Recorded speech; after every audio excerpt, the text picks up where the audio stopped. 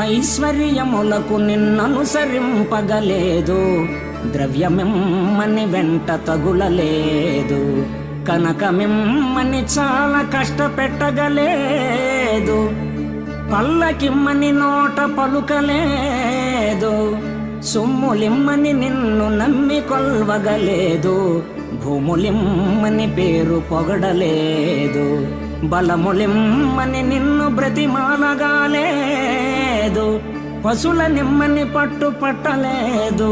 నేను కోరినదొక్కటే నీలవర్ణ, సయ్యనను మోక్షమిచ్చిన చాలు నాకు.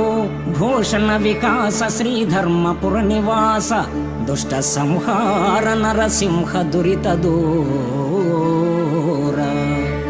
పరంధామ ఐశ్వర్యం కోసమో, సువర్ణమయ సంపద కోసమో, పల్లకీలో ఊరేగే స్థితి